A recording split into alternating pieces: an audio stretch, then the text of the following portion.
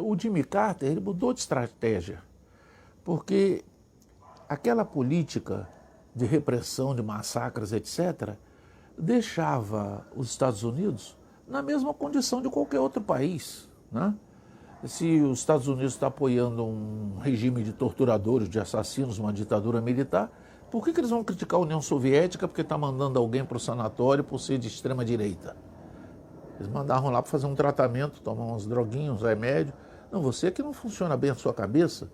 Então, eles, para poder fazer pose de defensores dos direitos humanos, criticar o regime soviético e tudo, eles mudaram de estratégia no plano internacional.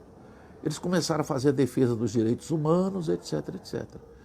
E se separaram de fachada, só de fachada, das ditaduras todas. Então, o que essa ditadura está fazendo não tem nada a ver com isso. São eles que estão torturando e matando.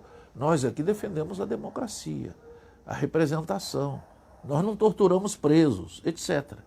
Então, essa política do Jimmy Carter, que era democrata, levou-o a se separar, aparentemente, da ditadura brasileira. E a ditadura ficou numa situação debilitada, porque eles compram armamentos, até essa bomba de gás lacrimogêneo, dos Estados Unidos. E como é que eles vão manter uma máquina repressiva funcionando se eles não fingem seguir a linha do mestre? Não é verdade? É como você pertence a uma academia. A academia é de Aikido. Você não pode ir lá lutar karatê, né? Eu sou lutador de karatê, mas a sua academia é de Aikido? Então os Estados Unidos mudou de linha, ele passou para ser bonzinho. E como é que a ditadura vai ser má? Como é que você vai apoiar o Pinochet com o Jimmy Carter no poder? Ou o Pinochet finge que está chupando um picolé e começa a sorrir, ou então não dá. Então eles começaram a ficar órfãos. Eles começaram a fazer uma jogada de fachada, que aqui não era tanta ditadura assim, que as vítimas é que eram terroristas, bandidos, e que se suicidaram. Não era o regime que era ruim. E para fazer essa fachada, alguma coisa eles têm que fazer. Por isso que o Geisel mandou matar todo mundo que era de esquerda que pegasse, enquanto que ele dizia que estava fazendo uma abertura, que era para se adaptar à linha do Jimmy Carter.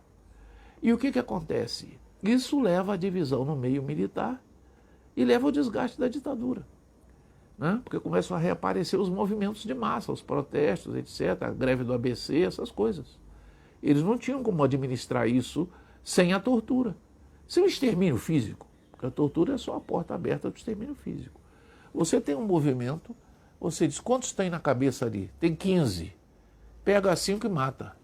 Pronto, acabou o movimento. O resto corre tudo, né? Eles não podiam continuar fazendo isso. Eles tinham que fazer a fachada do bom moço. Então eles prendiam, botavam para dentro, botavam para fora e tal e coisa, mas não é a mesma coisa. Não é a mesma coisa.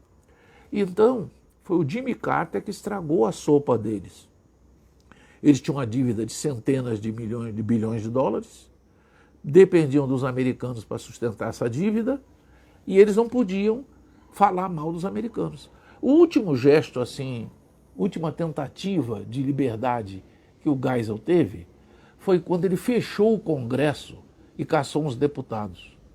Aí a social-democracia reuniu lá na Europa e reuniu também os democratas nos Estados Unidos, e eles fizeram um acordo entre eles. Disse, olha, nós vamos dar um prazo para o Geisel. Se ele não reabrir o Congresso, nós cortamos a ajuda econômica para ele. Então deram um prazo para ele até dezembro para ele reabrir o Congresso. Ele reabriu o Congresso. Quer dizer, quando ele fez isso, ele acabou como ditador. Quer dizer, tomando puxão de orelha público, internacional, que todos os partidos políticos de esquerda sabiam que ele tomou, no resto do mundo. Aqui não, porque até estava tudo abafado. Então a ditadura, de fato, acabou naquele momento, quando eles não puderam manter o Congresso fechado. Eles foram, claro, que eles são milicos, são espertos, eles foram desescalando. Eles foram se retirando pouco a pouco, porque se eles corressem, a casa caía. Então eles foram se retirando, de 75 até 80, eles retiraram um pouco. Puseram o Figueiredo lá, que era o chefe do serviço secreto do Exército. Ele fez o último mandato dele, e aí o que aconteceu? Morreu ou mataram o coitado Tancredo Neves, e eles puseram no lugar o Sarney, que era um homem deles. que o Sarney só entrou na chapa do Tancredo para fazer figuração. Mataram o Tancredo, empurraram o Sarney no lugar. Quer dizer, a ditadura se despediu sendo ditadura, porque até o Collor ser eleito, o regime era o mesmo que estava antes. Só que, legalmente, não era a ditadura, era o Sarney, que era um dos principais dirigentes civis da ditadura, né? Mas ninguém elegeu o Sarney. Se você for procurar, você não vai achar essa pessoa que votou no Sarney. Não tem um deputado que votou no Sarney, eles votaram no Tancredo Neves e receberam o Zé Sarney, né? Foi o último ato da ditadura, foi aquele. E aí voltou o regime, digamos, parlamentar, com a eleição do Collor, voltou o regime democracia representativa, e eles logo de cara já depuseram o Collor. Era tão democrático que o Collor foi eleito, veja só, o Collor foi eleito em 90 e foi posto para fora em 92. Jânio Quadros foi eleito em 60 e foi posto para fora em 61. Entre 60 e 92, não tem nenhum governo eleito no Brasil. Porque eles votaram para fora todos os governos. Então, esse é o Brasil. Se você pegar ali de 1889, quando eles proclamaram a República, até 1960, quando eles derrubaram o Jânio Quadros, só tem, no máximo, uns 50 anos de governo legal. O resto é tudo ditadura, né? E até hoje é a mesma coisa, né? Você vê aí, já estão derrubando a presidente eleita. Ela se elegeu, não interessa se ela está certa ou errada, ela se elegeu, ela tem que exercer o mandato dela até o último dia e entregar. O único crime que ela pode fazer, que ela não deve ficar lá, é se ela estiver tentando plantar uma ditadura.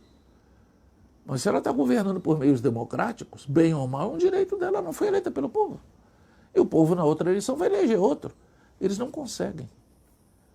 Eles não conseguem, eles têm que dar golpe, um em cima do outro. Se você pegar lá nos anos 50, eles deram um golpe para tirar o Getúlio em 46, deram um golpe que não queriam que o Getúlio fosse candidato em 50, quase impediram o Getúlio de ser candidato, deram um golpe no Getúlio em 54, que o Getúlio se suicidou, tentaram impedir a posse do Kubitschek, que estava eleito, que era um governo legal, foi eleito, tentaram impedir. Durante o governo do Kubitschek, presidente eleito, houve 2 levantes militares, que é Jacareacanga e Aragaças, para tirar o Kubitschek, não conseguiram. Ganharam a eleição em 60 com o Jânio Quadros, que o Jânio Quadros era de direita, e tiraram o Jânio Quadros. Porque o Jânio Quadros tomava uma outra medidazinha, eles tiraram o Jânio Quadros, né?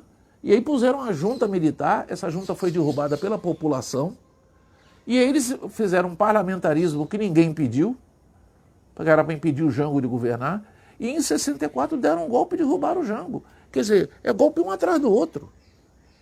Você não tem 3 anos de democracia e de funcionamento de direito nesse negócio, porque eles dão golpes. E qual é o problema da democracia?